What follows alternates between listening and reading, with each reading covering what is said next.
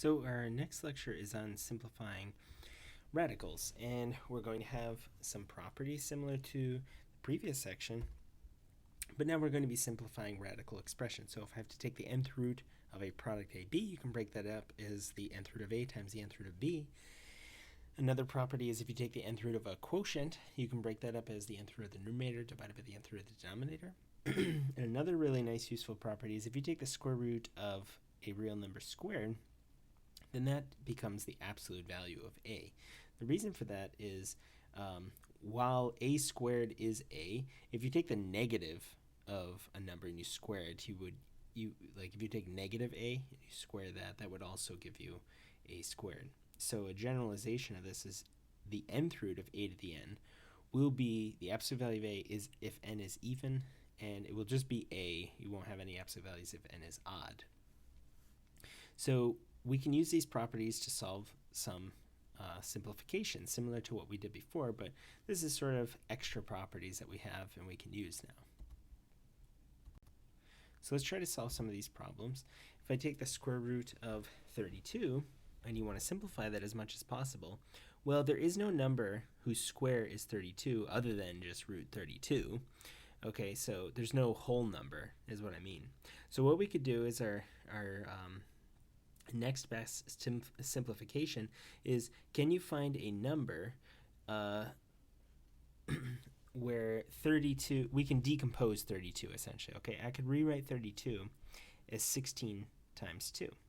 And the reason I would do that is because 16 is a perfect square, meaning it is a number whose square root is a whole number. So now, look at this. I can use this first property here, and I can decompose that square root as the square root of 16 times the square root of 2. And the square root of 16 we know is 4, because 4 squared is 16. 4 times 4 is 16. But root 2, we're just going to leave that as root 2. We can't decompose that anymore. Root 2 is a number, right? And the square of that is 2, but it's not going to be, we can't decompose that any further. So the idea here is if you get a number and it doesn't happen to be a perfect square, right, it still has a square root, right, but the simplification process is you want to get it to sort of these simplified roots, okay? And if you can find a perfect square proportion out of it, then you can rewrite that. Okay, this will definitely be helpful when we have to combine like terms and many other situations. We're going to use this idea. Okay, so we'd have 4 root 2. Okay, going on to our next example, we want to take the square root of 75. Now 75 isn't a perfect square, but we can factor this, right? So 75, we could factor that as 25 times 3, right? And 25 is a perfect square. So we're going to use that property up here again, property 1. And we have a product, so I can rewrite that as the square root of 25 times the square root of 3. And 25 is a perfect square, and that's 5, right? 5 squared is 25. And root 3, we're not going to be able to simplify that any further, okay? So root 3 is just root 3. Can't factor that any further. The factorization of 3 is just 3 and 1. What about 27? Now 27 is actually a perfect cube because 3 cubed is 27, but it's not a perfect square, okay? There isn't a whole number whose square is 27, okay? But we can factor this, right? Can you think of a factor of 27 that is a perfect square, right? So some perfect squares are what? So what are some perfect squares? Well, 1 squared is 1, 2 squared is 4, 3 squared is 9, 4 squared is 16, 5 squared is 25, and so on. So these all give you a correspondence, right? So the square root of 1 is 1, the square root of 4 is 2, the square root of 9 is 3, the square root of 16 is 4, the square root of 25 is 5, and so on. And I think you get the picture there, but you have this correspondence between squares and the square roots, and hopefully that makes sense with perfect squares. And similarly, you could write out a list for perfect cubes. Okay, but 27 has a factor that's one of these perfect squares here, right? It has a factor of 9. So we could write that as 9 times 3, and this as the square root of 9 times the square root of 3, and that is 3 square root of 3.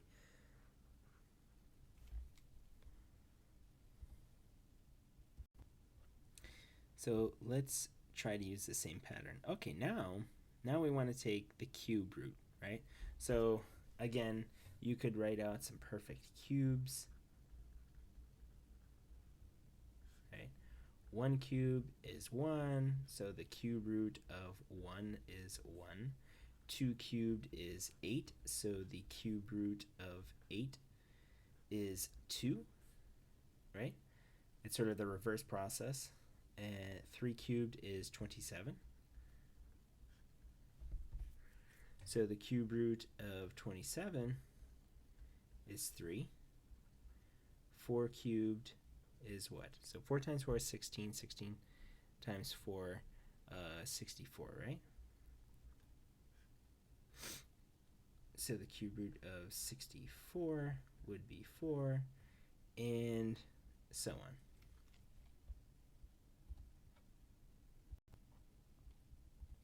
So if we want to take the cube root of 24, can we factor 24 as one of these perfect cubes? Well, yes, 24, we can rewrite this as what? Well, this can be written as the cube root of 8 times 3, right? And this can be written as the cube root of 8 times the cube root of 3. And the cube root of 8 is 2, and the cube root of 3, we'll just leave that alone. And so that would be the simplification for this one. So for our next one, we want to take the cube root of 162. And so what are the factors of 162? Now, if you don't immediately see that one of these perfect cubes is a factor, what you can, the factorization is actually unique. So what are some factors? Well, 2 is definitely a factor, right? So I could decompose this as 2 times what? So that would actually be 81. Now, 81 is not a perfect cube. However, what do you see? Well, I could decompose 81 a little bit more, and that's 2 times 3 times 27. And 27 is actually a perfect cube. So we can simplify a little bit, right? So we could decompose this as, well, you know what? Neither 2 or 3 have cube roots, so you could write this either as the cube root of 2, cube root of 3, cube root of 27, or you could actually leave these two combined together because, just write that as the cube root of 6, just because we're not going to be able to decompose it anymore. But it's up to you. So this is, it's really, they're both acceptable. That's what I mean. So this would be 3. So we could write this. It's usually a good idea to put the whole numbers in front of the roots. That's just sort of a standard thing to do because you can kind of think of those as the coefficients.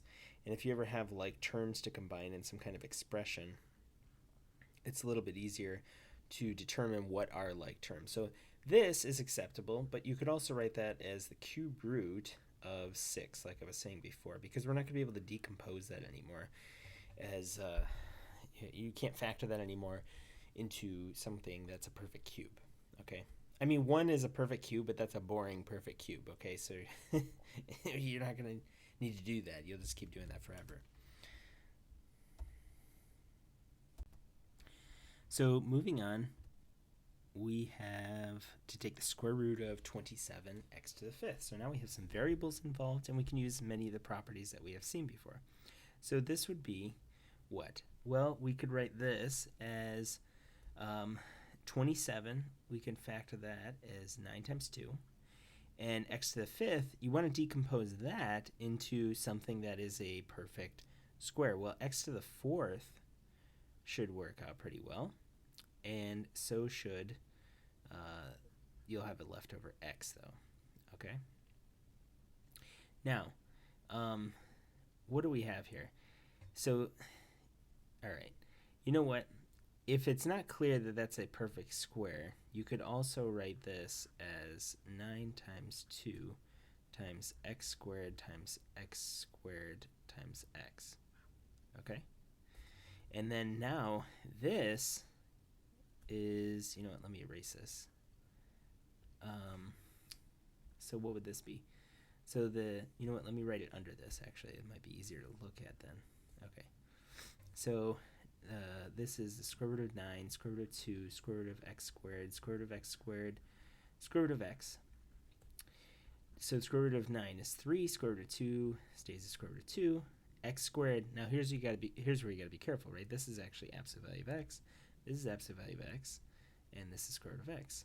So what you have is 3 square root of 2, quantity absolute value of x squared. Now, funny thing is, even if this thing was actually negative, okay, so this is an acceptable answer, but the funny thing is, if you happen to be plugging a negative into this, and you take the absolute value, you're making it positive, but then a square is always going to be non-negative. So actually, in this instance, you could actually simplify that to just x squared square root of x, and that would also be acceptable, okay? However, if it was just x squared, x by itself, you didn't have this extra one, you would have to leave that absolute value of x there, okay? So what do we have here? So now we have to take the cube root. So you want to decompose as best as you can into perfect cubes and then simplify, all right? So what is the factorization of 128? Well, we can just, if you don't see like a larger factor, you could start small, right? 2 is definitely a factor because the last digit is even. So I could write this as the cube root of 2 times what? What's half of this? Well, that's 64, right? And then x to the 6, we could write that as x cubed times x cubed, right? The sum of those exponents is x to the 6. Y squared, we'll leave that alone. You're not going to be able to write that as a cube, right? So now we have the cube root of 2. And isn't 64 a perfect cube? That was up on our list up above, right? So that's a cube root of 64. Cube root of x cubed, cube root of x cubed, and the cube root of y squared. So then that leaves this is done, this is done. So cube root of 2, this right here is what? That was 4, right? 4 times 4 is 16, 16 times 4 is 64. Cube root of x cubed is x. And since these are both odd, we don't have to put absolute values there. This is also x, and this is the cube root of y squared. So now we bring everything that isn't a cube root to the front. So this will be 4x times x times the cube root of 2 times the cube root of y squared. Okay, but this is actually the same as 4x squared cube root of 2 cube root of y squared. So that's acceptable, okay? So we could box that, but it might actually be better to leave this expression as 1 cube. So that would be 4x squared cube root of 2y squared.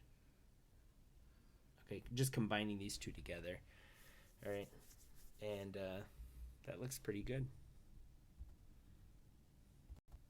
So one other useful application of a lot of these properties is rationalizing. Okay, so rationalizing, you know, a rational is a ratio of integers. Okay, so rationalizing the denominator, we want to make the denominator best as we can. We want to get rid of the roots that are down here. Okay, now doesn't mean that we're going to end up with a rational number per se, but we are getting the roots to essentially be in the numerator, okay? And that'll make it so we can combine fractions and sort of have a standard form for a lot of our answers, and we want to check if we are correct, okay? Doesn't mean your answer would be wrong, it's just sort of standard procedure. Okay, so rationalize the denominator of the following expression. So if I have 3 divided by square root of 2, and I want to get rid of that root 2, the trick that we're going to use is we're going to multiply the numerator and denominator by root 2. Okay? Essentially what I'm doing right now, whoops, not 7, I'm multiplying by 1. Do you see that this is actually 1, right? Root 2 divided by 2, same thing, so that's 1. So what I'm doing is I'm just multiplying by 1 in a clever way. So I'm rewriting 1 as this ratio. And then now look at what we actually have. So the numerator multiplies, we have 3 root 2. And the bottom is the square of root 2. But what is that? The square of root 2 is actually just 2. Okay? And so here we see that what we end up with is a denominator that no longer has a root in it. Okay, and it is fully reduced, right? These coefficients don't have any common factors other than 1, right? Some non-trivial common factors to reduce. So this would be our answer. So the next example, we have 7 over root 5. We want to rationalize, so we want to get rid of the root 5 in the bottom. So how do we do that? Well, we can multiply by 1 in a clever way. So we're going to multiply by root 5 divided by root 5. And so we'll have 7 root 5. And then root 5 times root 5 is just 5. Okay, root 5 squared. Okay. Well, what about our next example? So here we have a root of a ratio, and we had a problem up above, or a property that says that you could write that as the root of the numerator divided by the root of the denominator. So this is square root of 1 is 1, because 1 squared is 1, and root 3, we're going to leave that as root 3. But we want to rationalize this. So we want to get rid of the root 3 in the denominator. So we're going to multiply by root 3 divided by root 3. And so we'll have root 3 divided by root 3 times root 3, which is 3. So this would be our sort of standard answer when we are rationalizing.